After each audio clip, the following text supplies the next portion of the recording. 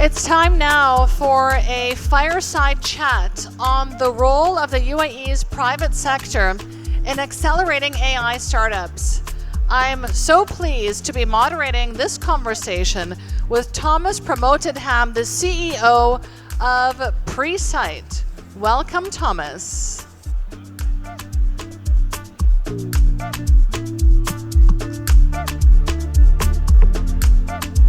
Welcome, Thomas.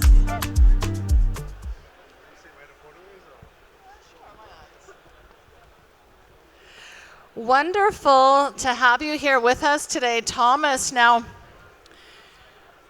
you have a lot of experience with startups. Tell us what it is that makes the UAE a really prime location for AI startup acceleration. Well, I think, first of all, thanks for having us.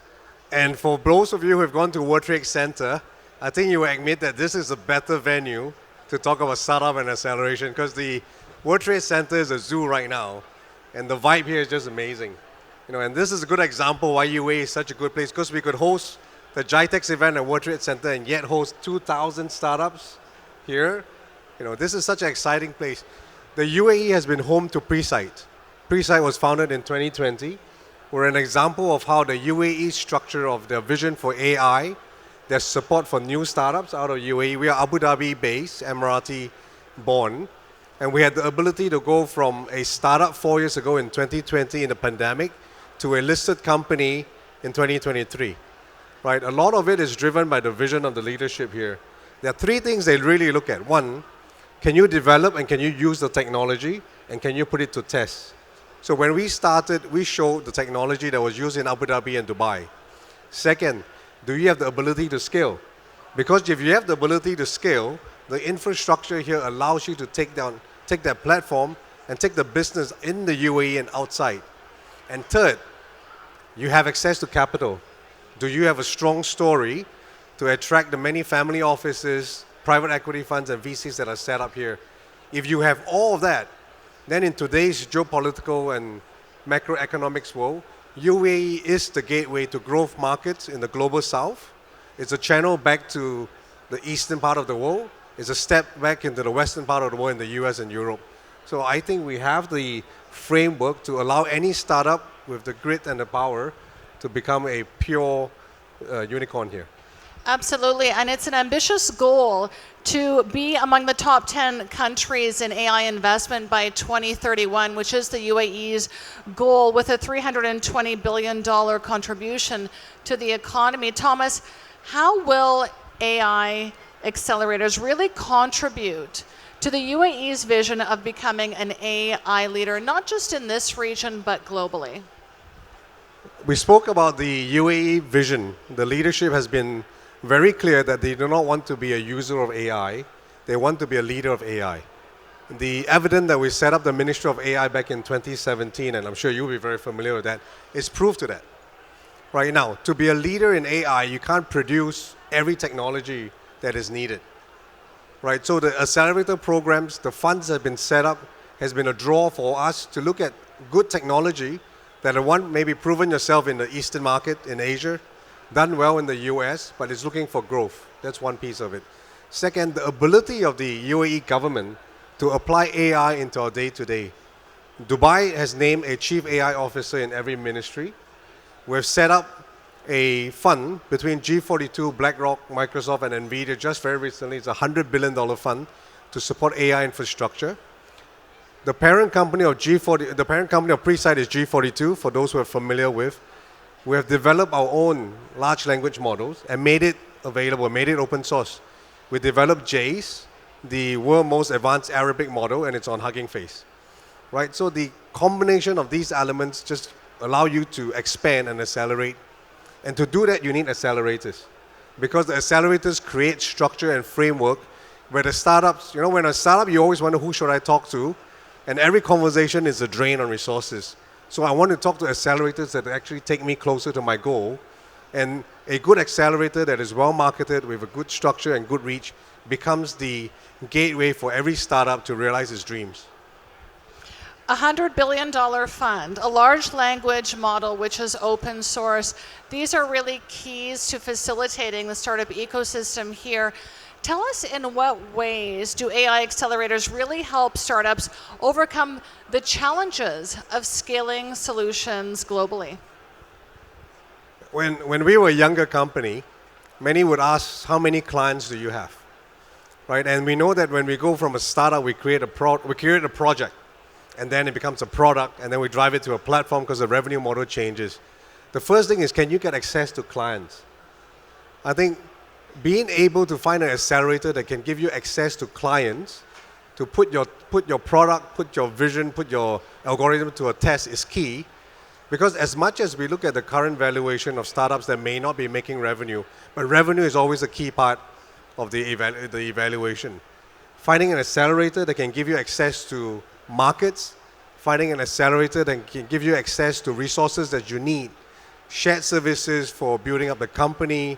In today's world, can you get access to compute? Because that's one of the most expensive resources. And then can you get access to AI experts who may be able to help you in a particular domain?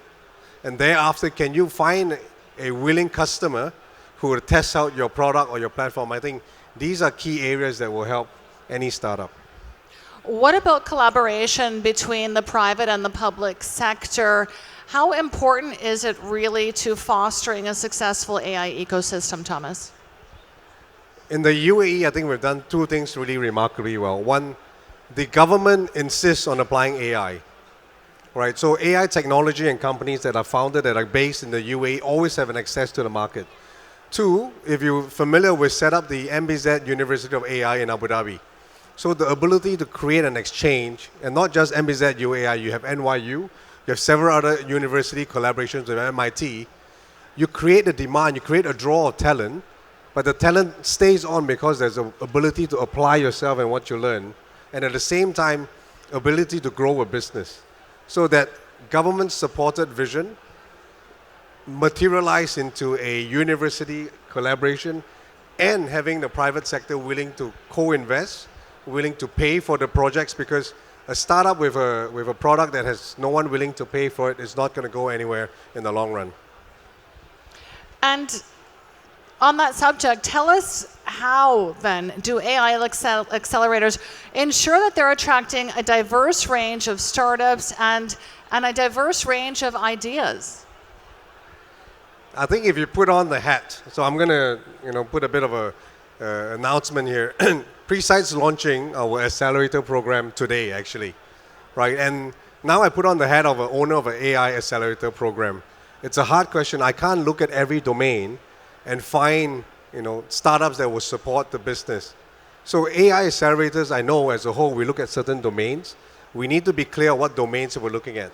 In my accelerator program, we look at domains of financial services, energy, smart infrastructure, and public services. We're quite fixed on that space.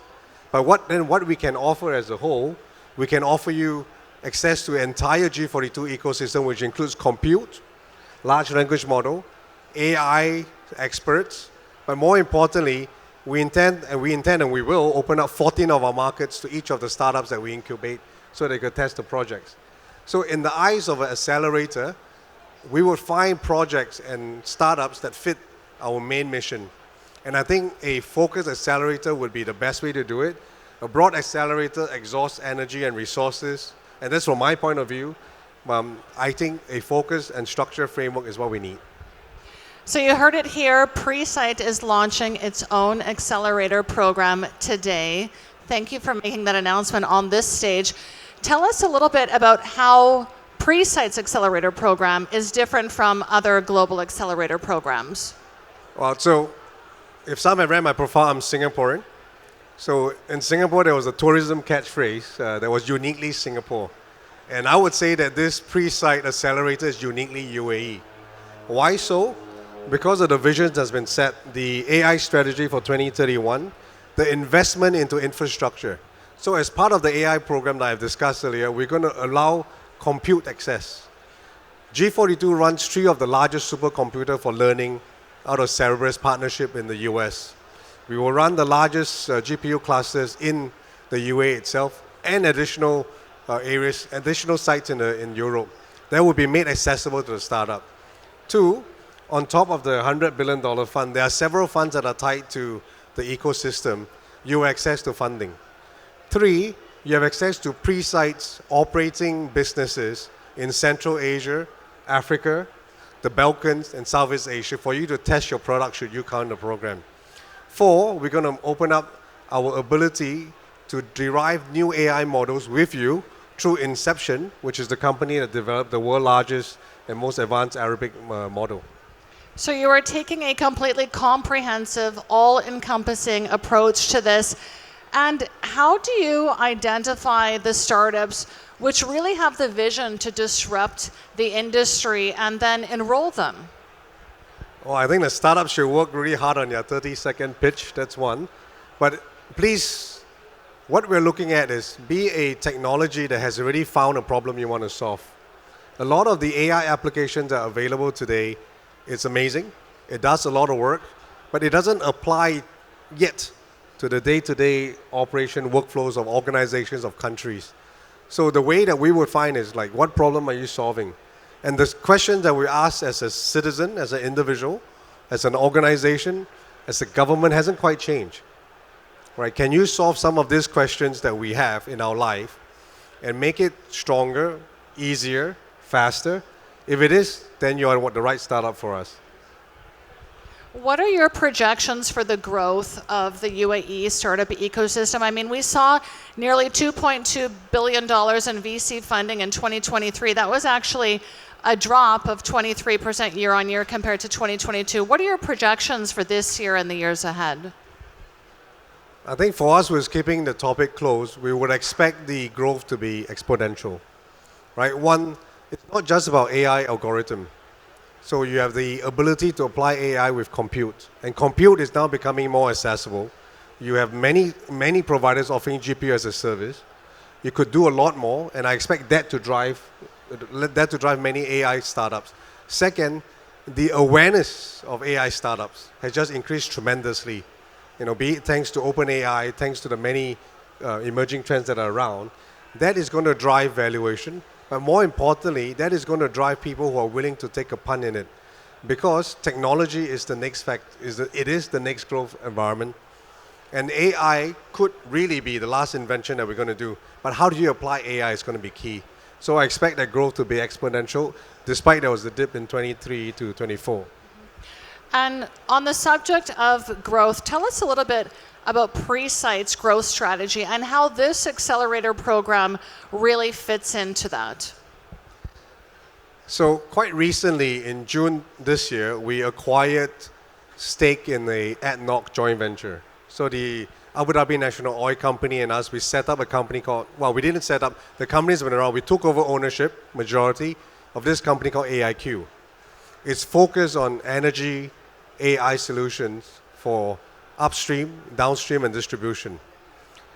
Those are the sectors that are growing, and Presight will focus on domains that add on to us. So energy is a key piece for us. That's why we invested in this.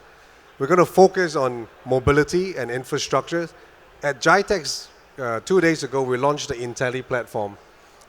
It's a platform that has taken everything we know about IoT as an exchange, charged up with generative AI to create a base platform that will create smart infrastructure for cities, ports, renewable energy farms. And if you've gone to GITEX and you've seen the actual demonstration, we're looking for the world where Jarvis would exist, where you look into a command center and there's no controls. Natural language becomes what you query, and it contextualizes itself. And I think that's going to be interface. So I think where we're going to go, it's where AI will be applied. We continue to focus on the domains that will focus in something that will bring societal impact. Energy transition is one. A better way to live is the second. Better citizen service is the third. And that's how we're just going to keep going over the next 5 years.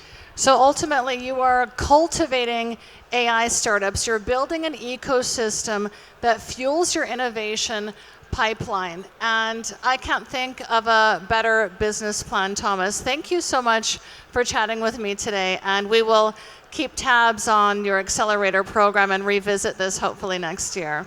Thank you. And next year, we hope to be here with our startups part of the accelerator program. Thank you for having us. Thank you. Thank you.